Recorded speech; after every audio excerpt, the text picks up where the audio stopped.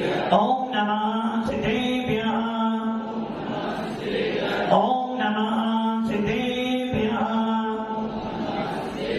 यदरिता भावेन प्रमुदितमनादरे दुर्यः छनादा सिद्धसर्गी द्वनगणितमैता सुखनिधि लभन्ते तद्भक्त्या शिवसुखदमायं किनु तदा महावीर स्वामी। महावीर स्वामी। महावीर स्वामी। गुरुवाबन्धगणितं ज्ञानदर्शननायकं चारित्राणं गम्भीरं मोक्षमार्गप्रदर्शिका। पंचप्रमेति भगवान की, एक राधिनाथ भगवान की, अंतिम शासनपति भगवान महावीर स्वामी की, परम पूज्याचार्य श्री कुंद भगवंत की, आचार्य श्री विवर शंकर जी महाराज की, आचार्य गुरुदेव सरस्वती शंकर जी महाराज की, 3 करोड़ मुनि रथों की, द्वादशांजनवनी माता की। बड़ी परम पूज्य आचार्य श्री सुंदर सागर जी महाराज की, समस्त आचार्य संघ की। भव्य आत्माओं, भगवान महावीर का शासन अनादि काल से चला आ रहा है और अनंत काल तक चलता चला आएगा। भगवान महावीर का वो शासन जिस शासन में एक बार नमोकार मंत्र बोल लेने से आत्मा की शुद्धि हो जाती है।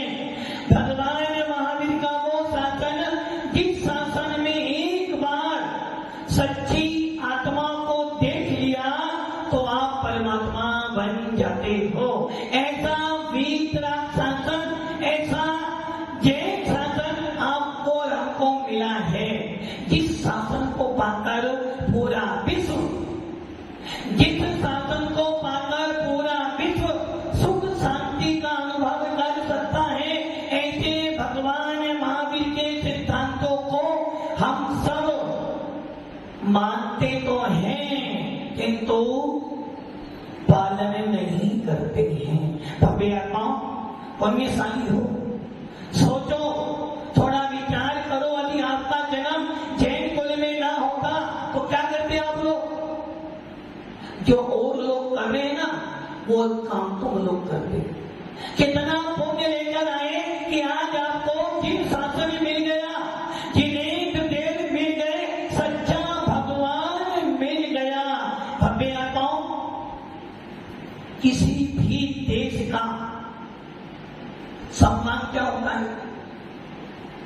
किसी भी देश का सम्मान उस देश का प्रतीक चिन्ह जो ध्वजा होती है वो होता है।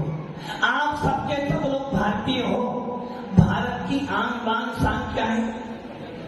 तिरंगा।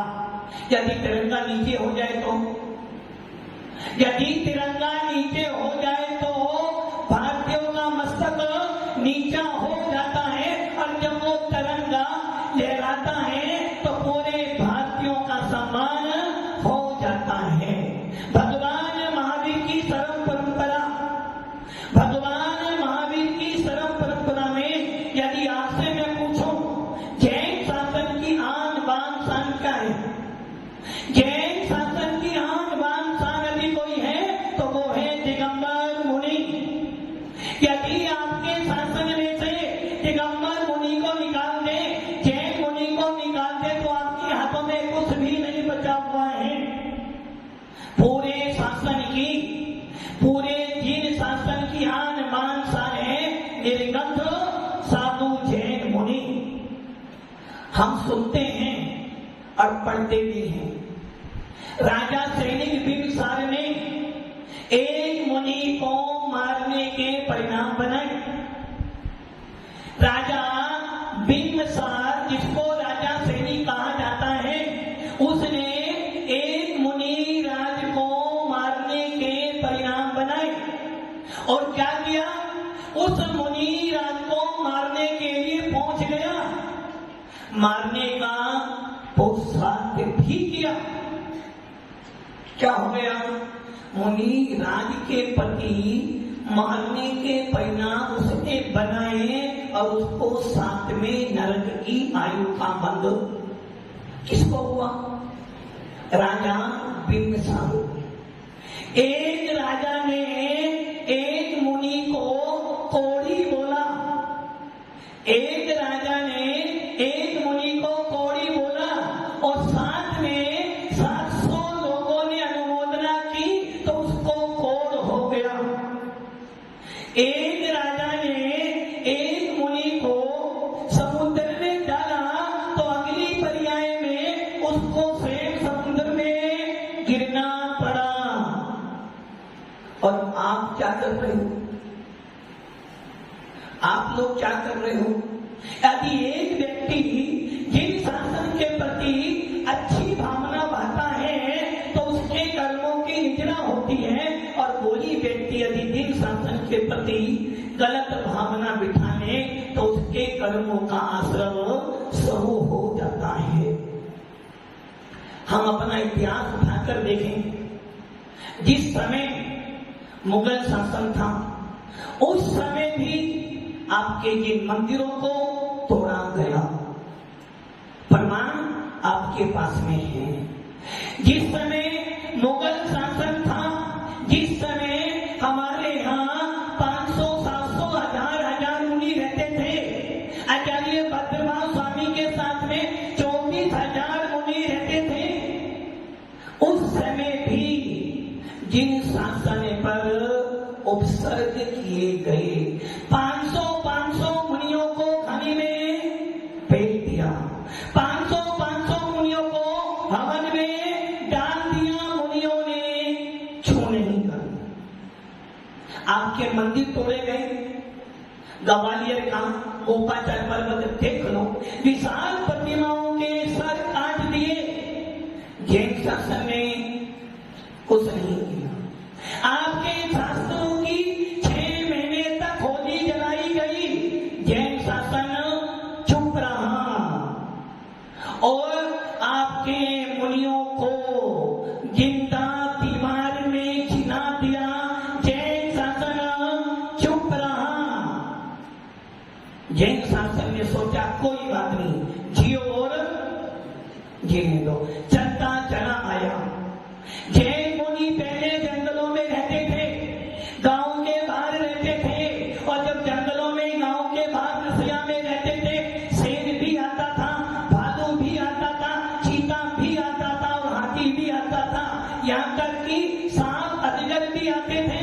किंतु मुनि महाराज की मुद्रा देखकर, मुनि महाराज की सौम्य आकृति को देखकर वो सब भी शांत भाव से बैठ जाते थे।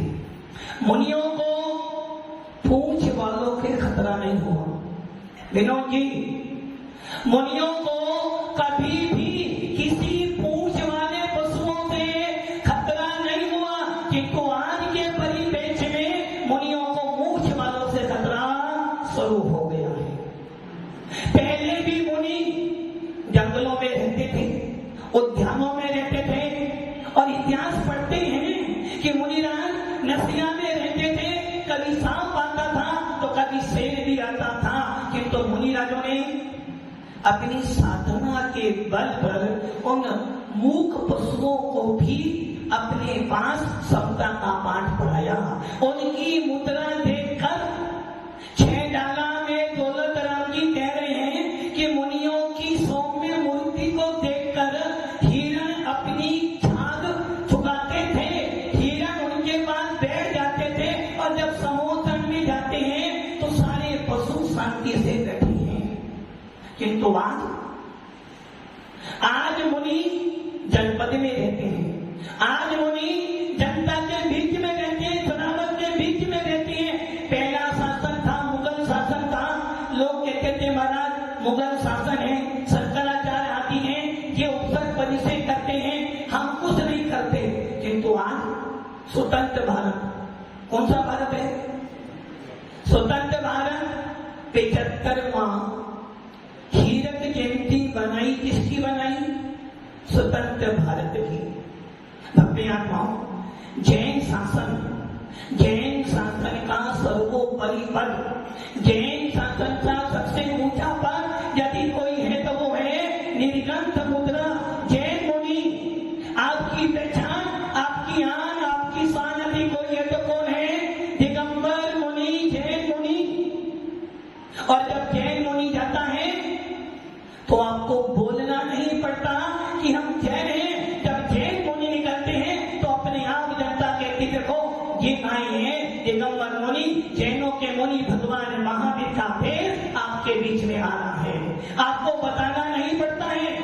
एक व्यक्ति को अपना परिचय देने के लिए अपनी वेशभूषा बदलनी पड़ती है। आपकी वेशभूषा देखकर लोग कहते हैं ये हिंदू है, ये मुसलमान है, ये सिख है, किंतु जैनों की पहचान, जैनों के यदि कोई अस्तित्व है तो वो है जैन मुनि। जब जैन मुनि जाता है लोग अपने आप समझ जाते हैं कि ये जैनों के महाराज आ रहे हैं। आपके मंदिर तोड़े, आप चुप रहे। आपकी निर्वाणी जलाई, आपने चुप रखा। और आज आपके मुनियों को मारा जा रहा है, फिर भी जैन समाज कैसी बैठी है? अब आप कहोगे महाराज कल तो आप तत्वान सूत्र की बात कर रहे थे, कल तो आप कुमकुम की बात कर रहे थे, और आज आप आक्रोश दिखा रहे हो। भव्य आत्माओं, यदि तुम्हारे सामने तुम्हारे भाई को मारा जाए क्या करोगे आप? यदि तुम्हारे घर में आकर कोई तुम्हारे घर को बर्बाद करे तो आप चुपचाप बैठोगे? भगवान महावीर का शासन अहिंसा परमो धर्म है, ये बात सत्य है। जियो और जीने दो, किसी को छेड़ते नहीं है, किसी को छेड़ते नहीं है। यदि कोई हमें छेड़ता है तो उसको छोड़ते भी नहीं है। भव्य आत्माओं, अब आप ये सोचो, आज जैन शासन का इतना अस्तित्व है कि सरकार को सबसे ज्यादा टैक्स कौन देता है? जैन समाज। सबसे ज्यादा संपर्क कौन समाज है? जैन समाज। सबसे ज्यादा अनुदान कौन देता है? जैन समाज। सबसे ज्यादा अस्पताल, कॉलेज, शिक्षा में योगदान कौन देता है? जैन समाज। और सबसे ज्यादा महंगा वोट भी किसका है? जैन समाज का। जैन समाज प्योर शाकाहारी, जैन समाज प्योर अहिंसा परमो धर्म में चलने वाली, और जैन समाजों में कभी बंदूक के तलवारें नहीं आती। फिर भी जैन समाज के लिए सरकार कुछ भी नहीं करती। हर संप्रदाय के लिए सुविधा दी है, हर संप्रदाय के लिए प्रशासन तैयार रहता है। और जैन समाज के लिए कोई भी कार्यक्रम हो, कोई प्रशासन, कोई नेता आगे नहीं आता है। किंतु जब वोट लेना हो तो, जब वोट लेना हो तो पैसा भी जैन समाज देती है, अपना वोट भी जैन समाज देती है। और उसके बाद भी जैनों की कोई सुरक्षा, कहने को कौन हो आप? अल्पसंख्यक। और अल्पसंख्यक के लिए संविधान में कितनी सुविधाएं हैं, किंतु जैन समाज के ना मंदिर सुरक्षित है, ना संत सुरक्षित है, और ना ही उनकी संपत्ति सुरक्षित है। आचार्य शांति सागर जी महाराज ने जब मंदिरों में अन्य व्यक्तियों ने प्रवेश शुरू किया था, 1100 दिन तक अन्न का त्याग किया था। आज हमारी जैन समाज में नेताओं को बुलाते हो, पीएम भी आता है, सीएम भी आता है, और एमएलए, सांसद सब आते हैं, एसपी, आईएएस सब आते हैं, सबका सम्मान करते हो। किंतु जब जरूरत पड़ती है तो कोई तुम्हारे काम में नहीं आता है। इसका मतलब क्या हो गया? नेताओं को, प्रशासन को जरूरत आपकी नहीं है, आपके वोट की और आपके नोट की जरूरत है बस। अब आप सोच लो, एक दिगंबर मुनि जिसने 35 साल तक, कितने साल तक? 35 साल तक जिस मुनि ने साधना की हो, जिस मुनि ने 35 साल में नमोकार मंत्र कितनी बार पढ़ा होगा? कम से कम एक दिन में 3 बार तो समय करता है, एक दिन में 4 बार स्वाध्याय करता है, एक दिन में 2 बार प्रतिक्रमण करता है, एक दिन में 28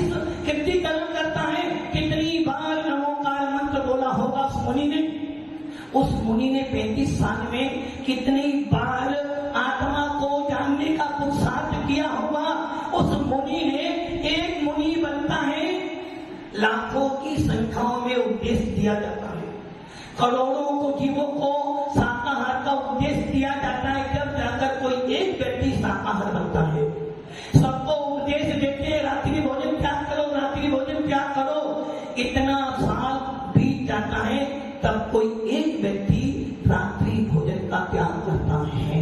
और जब किसी जीव का तीव्र पुण्य का उदय आता है, लाखों करोड़ों में से एक बनता है त्यागी व्यक्ति, और उन त्यागी व्यक्तियों में से एक बनता है मुनि, जो अपना सारा घर परिवार छोड़कर, सारी अपेक्षाएं छोड़कर मात्र आत्मा की साधना के लिए निकलता है, एक जैन मुनि। और जब जैन मुनि बनता है तो समाज कहते हैं महाराज अच्छा काम करा रहे हो, एक महाराज बना रहे हो, किंतु महाराज तो बना दिया, किंतु कभी आपने अपने मुनियों की सुरक्षा नहीं की। पहले होता था, जहां मुनि रहते थे श्रावक रहते थे। पहले गांव में क्या होता था, यदि मुनि आ गए हैं तो 2-4 व्यक्ति धर्मशाला में नसियाजी में सोते थे। यदि कोई आपत्ति आएगी तो हम महाराज की रक्षा करेंगे, किंतु आज ने क्या कर दिया, मुनियों को लाके रख दिया, हमारी जिम्मेदारी मात्र हार दान देने से मुनि नहीं हो, हार दान देने से श्रावक नहीं हो। आज तो क्या हो गया है, ये मुनिराज हमारे, ये मुनिराज कौन से गुरु के शिष्य हैं, कौन से पंथ से हैं, कहां से आए हैं, कोई नाम है या नहीं, कितने पीछे लोग आते हैं, कितने पीछे लोग नहीं आते हैं। मानता हूं आपको मेरी बात अच्छी तो बोले, महाराज हमने सुना था आप तो बहुत शांत हो। अरे भैया, भगवान महावीर का धर्म कायरों का नहीं। ये ध्यान रखना, मुनि मुद्रा कभी भोजन के पीछे नहीं भागती, मुनि मुद्रा कभी संपत्ति के पीछे नहीं भागती, और मुनि कभी ख्याति पुजारा के लिए नहीं बनता है। मुनि बनता है आत्मा की साधना करने के लिए, मुनि बनता है अपना और पर का कल्याण करने के लिए। किंतु आप सोचो, पहले जैन शासन अपार था, मुनिराज बहुत थे, तब भी मुनियों ने उपसर परिसे सहन किए, और मुनि का काम है सहन करना। आचार्य भगवान तो ये लिखा है कि मुनि बने उसी दिन कफन बांध लिया। जिस दिन मुनि बना था, अपना घर छोड़कर आ गया, उसका कोई माता पिता है क्या? मुनि का कोई माता पिता है? नहीं है। फिर आप कौन बैठे हो? जो मुनि बना है वो अपना पूरा घर परिवार छोड़कर आए, किसके बल पर? अपनी आत्मा के बल पर। आप सबका दायित्व क्या बनता है? अपने बच्चों का कैसे पालन करते हो आप लोग? यदि बच्चा एक दिन बीमार हो जाए, यदि बच्चे को बुखार आ जाए, तो दिन भर लेकर घूमते हो, और मुनि को कोई मार दे तो आपकी आत्मा पर कुछ नहीं दिखता। क्या आपको बिल्कुल भी संवेदनाएं उत्पन्न नहीं हो रही कि हमारे सामने एक दिगंबर मुनि को जिंदा करंट लगाकर उसको मार दिया? अब आप ये सोचो, तुम्हारे बच्चों को कोई करंट लगाए तो आपकी आत्मा कैसी तड़पेगी? कोरोना के अंदर एक बच्ची तड़प रही है, माता पिता सामने खड़े हैं और उसके पास जा नहीं सकते और रो रहे हैं, और यहाँ एक मुनि को करंट लगाया जा रहा है। अब बताओ उस मुनि की आत्मा पर क्या बीत रहा होगा?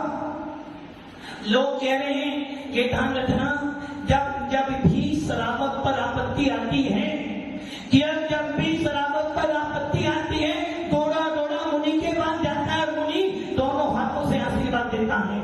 जब तुम्हारे पास कोई आनंद का पर्व आता है, मुनिराज दोनों हाथों से आशीर्वाद देते हैं और कहते बेटा चिंता नहीं कर, मैं तेरे साथ हूँ। जब दुख आया, जब मुनि ने हाथ पकड़ा, सुख आया, जब मुनि ने हाथ पकड़ा, तो भैया जब मुनियों पर आपत्ति आती है तो आपका भी तो दायित्व बनता है कि ये मुनि हमारा है। यदि मुनि पर आपत्ति आई है तो पूरी जैन समाज को एक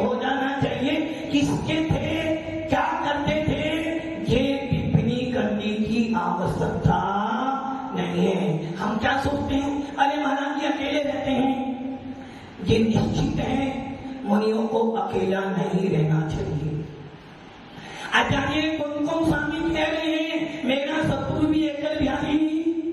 गलती इसकी है, एक मुनि आया, दो भक्त बना लिए, समाज में रह रहा हूं, समाज का कोई अंकुश नहीं है। यदि कोई आचार्य भगवान समझाते भी हैं तो महाराज जी आप उनके गुरु जी हो क्या, आपको क्या भरिए, उनका काम हो जाए। यही अनुशासनहीनता है। मुनि बने हो तो मुनियों को समुदाय के बीच में रहना चाहिए और कायदा ये होना चाहिए यदि समाज में एकल बिहारी मुनि आया है और कोई संघ बैठा आसपास में तो आपको उन सब साधु को उस संघ में रख देना कि महाराज यहाँ रह के साधना करो। किंतु आप क्या करते हो, अरे महाराज जी उनका वो जाने तुम्हारा तुम जानो और ज्यादा बोल दो तो महाराज के बारे में लिखना शुरू करो। जितने विद्वान पंडित हैं सब क्या करेंगे, अब एक मुनि को काम कुमार नंदी करंट लगाकर मारा। अब विद्वान क्या करेंगे, महाराज जी अकेले रहते थे, उनका मठ बना हुआ था। किसका मठ नहीं है, किसका मठ नहीं है, अरे उनका तो एक ही मठ था। ऐसे भी साधु हैं जिनको भगवान मानकर पूछते हो, अनेकों अनेकों मठ बना के बैठे हुए हैं। बुंदेलखंड में ये घटना घटती ना, अभी तक पूरा बुंदेलखंड बंद हो जाता। एक बुंदेलखंड के एक संत को, बुंदेलखंड के आज से 2-2.5 साल पहले बुंदेलखंड के एक संत को एक जैन श्रावक ने कुछ बोला था। पूरी की पूरी राजधानी भोपाल हिल गया था। पूरा बुंदेलखंड भोपाल में जाकर पूरी समाज को नहीं पूरी राजनीति हिलानी थी और यहाँ एक मुनि को जिंदा मार दिया। उसके बाद भी कोई विद्वान, कोई नेता, कोई समाज का बड़ी संस्थाएं सामने नहीं आ रही है।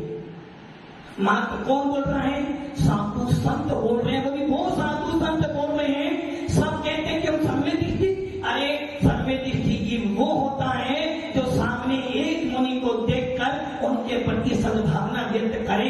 एक मुनि को देखकर जो मुनि के गुणों का चिंतन करे उसे कहते हैं सम्यक दृष्टि। यहाँ तो हम अपनी रोटियां सेकते हैं। एक मुनि का उस काम कुमार नंदी जिनकी 35 साल की दीक्षा थी, जो व्याकरण पढ़े हुए थे, इंजीनियर पढ़े हुए थे, जिन्होंने 35 साल तक साधना की। महाराज जी वो किस गति में गए, अरे भैया वो किस गति में गए ये विषय तेरा तो नहीं ना। महाराज जी उन्हें नमोकार मंत्र पढ़ाता नहीं पढ़ाता, उन्होंने कोई त्याग किया था नहीं कर। ये विषय आज का नहीं है, ये विषय तो आपको पहले उठाना चाहिए था। वो क्या करते थे क्या नहीं करते थे ये टिप्पणी का विषय नहीं। अब तो विषय एक होना चाहिए कि जैन मुनि को मारा गया है तो हमारा काम क्या होना चाहिए, हमें भी इंसाफ हो। यदि एक नेता मरता है तो पूरा भारत,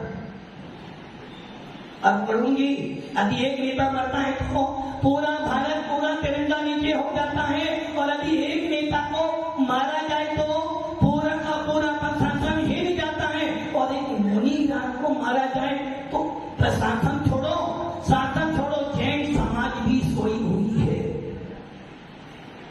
कहने को बड़ी बड़ी संस्थाएं कहती कि नहीं हम मुनियों का संरक्षण करते हैं, भले वो महासभा हो, कोई सी भी सभा हो, सबके सब मुनियों के पास जाती तो है, किंतु मुनियों की रक्षा कोई नहीं करता है।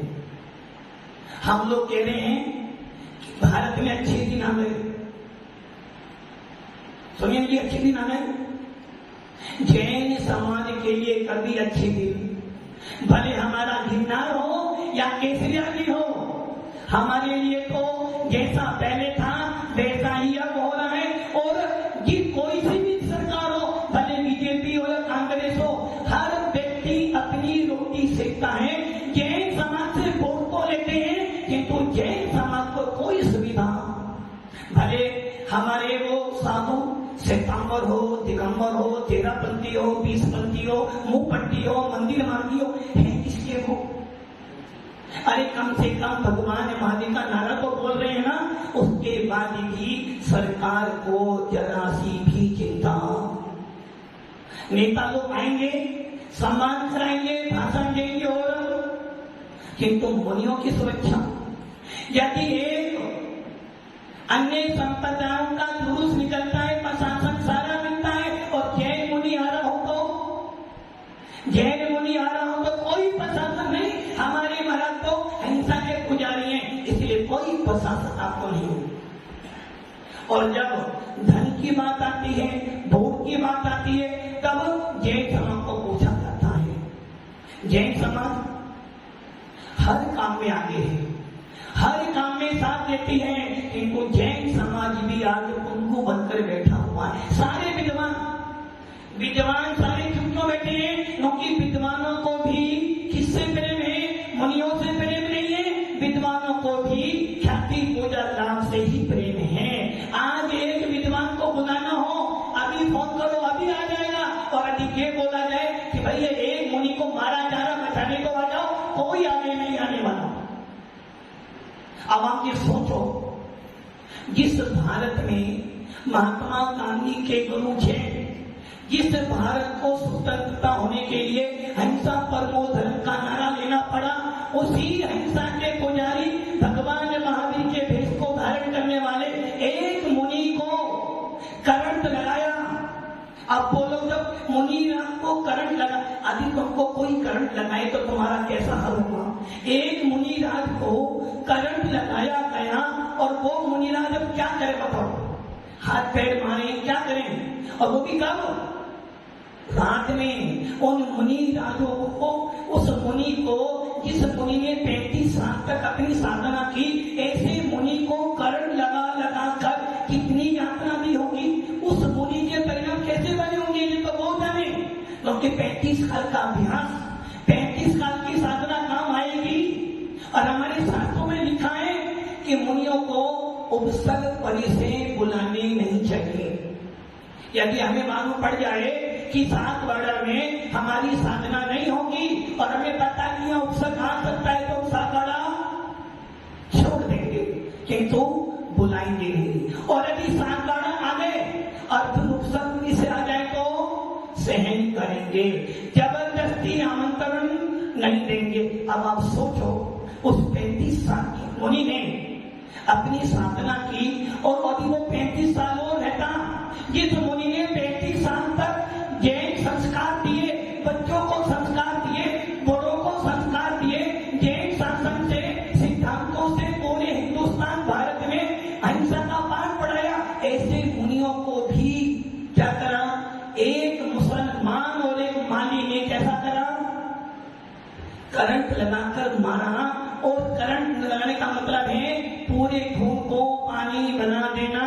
वो मुनिराज कुछ नहीं कर पाए और उनको मार दिया। मारने के बाद उनके शरीर का एक एक पार्ट काटा गया। आप सोच लो कितनी कसाई भरी होगी उस व्यक्ति के मन में कि पहले करंट लगाकर मारा और फिर उनकी बोरी के पार्ट कर करके बोरी में भरकर ले गया। 3-4 दिन के बाद वही व्यक्ति पुनः पूछने आता है कि महाराज क्या हो गया, महाराज कहाँ गए? अब आप सोच लो उस मुनि की गति क्या हुई वो जानता है, क्योंकि 35 साल का अभ्यास व्यर्थ नहीं जाएगा। वो कहाँ गए ये तो केवली भगवान या उनकी आत्मा जानती है, किंतु इतना निश्चित है उस मुनि ने अपने 35 साल की साधना के अंदर जो सीखा था, जो आत्मा का बल दिया था, वो काम में आया है। उसने तो अपना मरण कर लिया, समाधि मरण कर लिया, किंतु भव्य आत्माओं इतिहास उठा लेना। आज तक इस इतिहास में कभी ऐसा नहीं हुआ कि किसी मुनि को करंट मारकर, करंट लगाकर मारा गया हो और फिर उसकी बॉडी के पार्ट कर डाल दिए हो। ऐसी घटना हमारे जैन शासन की पहली घटना है और ये घटना द्वारे भी होगी, क्योंकि हम समाज कैसी बैठी हैं? चुपचाप बैठी हैं। किसी भी संसद में किसी भी नेता को चिंता नहीं है, और यदि अभी एक नेता मर जाए तो पूरा का पूरा संसद बंद हो जाता है। हैं। अब आप सोच लो भगवान महावीर के अनुयायियों की क्या दशा की जा रही है। और फिर क्या बोलते हो, जैन मुनि देख लो, जैन मुनि देख लो क्या करना, किस काय का जैन मुनि, आपके लिए तो कोई जरूरत ही नहीं है। कोई भी समाज ने अभी तक ये नहीं कहा कि इतने सारे नेता हमारे पास में आते हैं, उसके बाद भी हम सब वेदना किनको हो रही है। अब आप उन साधुओं से पूछो जिन साधुओं को आप जानते हो कि एक साधु को मारने का मतलब है एक मुनि को नहीं, एक जिन शासन के नेता की हत्या कर देना। और आप सब क्या कर रहे हो, माना कि हम ज्ञापन देने जाएंगे, किसको, कलेक्टर को, एसडीएम को, उससे क्या हुआ, उससे क्या हुआ, वो फाइल में सड़ता रहेगा और पुनः फिर घटना घटेगी, फिर ज्ञापन देने जाओगे। भव्य आत्माओं यदि अभी भी नहीं जागे, यदि अभी भी सावधान नहीं हुए, धीरे धीरे मुनि परंपरा नष्ट हो जाएगी। अभी ध्यान रख लेना, जब तक जैन मुनि है, दिगंबर मुनि है, जब तक अग्नि है, और जब तक अग्नि है तब तक तुम्हारे घर में चूना जलना है। जिस दिन मुनि समाप्त हो जाएंगे, अग्नि समाप्त हो जाएगी, भूखे मरोगे। और ये ध्यान रख लेना, जैन शासन मुनियों पर आधारित है, जब तक मुनि है तब तक जैन शासन है। और यदि इस प्रकार का क्रियाक्रम, इस प्रकार की घटना हर बार होती चली जाएगी तो आने वाली पीढ़ी, आने वाले युवक मुनि महाराज बनने से, त्यागी बनने से डरेंगे कि जब मुनियों की सुरक्षा नहीं हो पा रही तो ऐसे मुनि बनकर हम करेंगे क्या, मरने के लिए मुनि बनेंगे क्या। आए दिन पढ़ते हैं, कभी किसी श्वेतांबर साधु को मार दिया, कभी किसी सती को मार दिया, कभी दिगंबर मुनि को मार दिया, कभी मंदिर को तोड़ दिया। आखिर क्यों? सारे उपसर्ग परिसे जैन साधुओं पर, जिन शासन पर ही आते हैं। आज तक कभी किसी की मस्जिद नहीं तोड़ी गई, आज तक कभी किसी हिंदू मंदिर को नहीं तोड़ा गया, आज तक कभी किसी गुरुद्वारा नहीं तोड़ा गया। जब भी आपत्ति आती है जैन शासन पर आती है कि जैन शासन कैसा है, कैसा है। गांधी जी ने बोला था ना, कोई एक थप्पड़ मारे तो दूसरा गाल आगे कर देना, यही जैन शासन है। तो तुम्हारे घर में कोई चोर आ जाए तो क्या करोगे भैया, ये भी भैया अपने घर की सुरक्षा करते हो।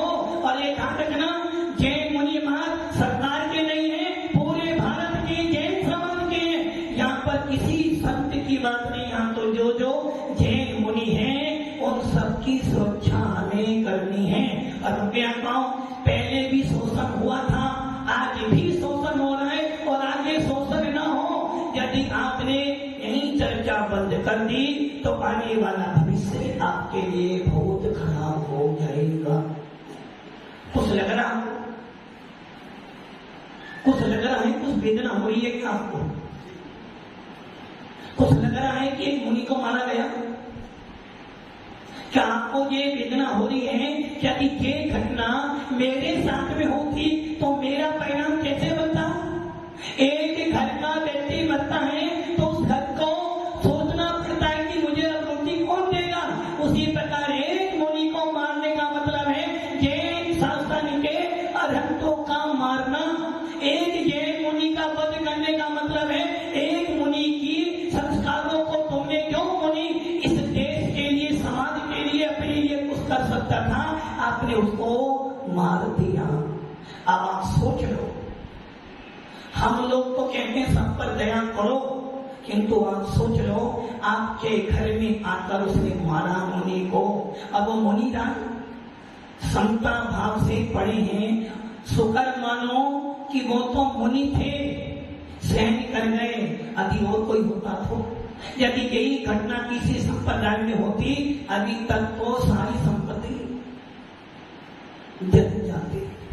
किंतु भव्य आत्माओं, यदि अभी भी शांत रहोगे तो आने वाला समय, इसलिए मुनि श्री काम कुमार नंदी के साथ घटना घटी है, इस घटना को छोटी मत समझो। अपने अंदर का बैठा हुआ जो आत्मा है उसे जगाओ, अपने जैनत्व को जगाओ, सरकार जब सुनती है, जब कुछ करोगे, माँ भी दूध जब पिलाते, जब रोते हो, सरकार तुम्हारी कब सुनेगी? जब तुम्हारे में एकता होगी। माँ ज्ञापन देने से, मौन संदूक निकालने से कुछ नहीं होने वाला। यदि कुछ चाहते हो तो बड़ा करो, ताकि हमारे मुनियों की सुरक्षा हो, हमारे जीव शासन की रक्षा हो। और यदि नहीं तो समझ लेना आने वाला समय आपके लिए बहुत खराब होगा। इसलिए समझदार हो, मुनियों की रक्षा करो, मुनियों के प्राण बचाओ, वरना आने वाले समय में मुनियों को नगरों में आने की पाबंदी भी हो जाएगी।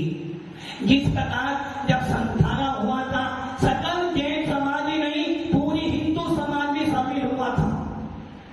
जिस समय मोर पीछी पर पाबंदी लगी, तब भी पूरा जैन समाज शामिल हुआ था।